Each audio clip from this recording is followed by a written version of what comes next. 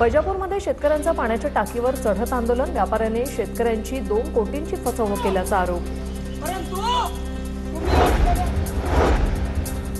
अतिवृष्टीच्या अनुदानासाठी अजूनही प्रतीक्षा। आज पाथरीत शेतकऱ्यांचं तहसील कार्यालयावर बेमुदत धरणं आंदोलन, शेतकऱ्यांना त्वरित अनुदान देण्याची मागणी।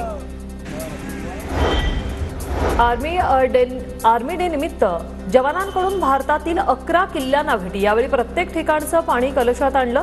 आजपासून शिवभक्तांना या कलशाचं छत्रपती शिवाजी महाराज संग्रहालयात दर्शन घेता येणार। वाशिम जिल्ह्यात वीज चोरी विरोधात महावितरणची मोहीम। 800 मीटर 32 लाखांचा दंड वसूल झालेला आहे। जळगावच्या भडगाव तालुक्यातील महिंदळे गावासह परिसरातील पिकांवर रोगांचा प्रादुर्भाव। सतत ढगाळ वातावरणाचा पिकांना फटका, शेतकरी चिंतेत। तूर डाळ आता सर्वसामान्यांच्या आवाक्यात येणार। सांगली कृषी उत्पन्न बाजार समितीत तूर डाळीचे दर घसरले।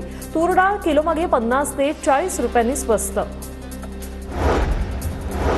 स्ट्रॉबेरीत भीमाशंकर स्ट्रॉबेरीचं नवं हब। आता पुण्यातील हे हब नवीन प्रसिद्ध झालंय। 2 वर्षात लागवडीमध्ये 10 पटीने वाढ झाली आहे। जवळपास 3 हेक्टरवर स्ट्रॉबेरीची लागवड।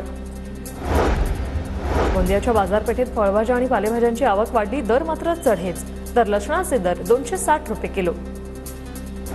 परभणीच्या पूर्णा तालुक्यात विद्यार्थ्यांसाठी भरलं विज्ञान प्रदर्शन। ड्रोन आणि रोबोट ठरलं आकर्षण, शहरभरातून विद्यार्थ्यांची हजेरी। सांगलीच्या खटावमध्ये मकर संक्रांती निमित्ताने पालखी सोहळा संपन्न, गावात 200 क्विंटल साखरेचं वाटप।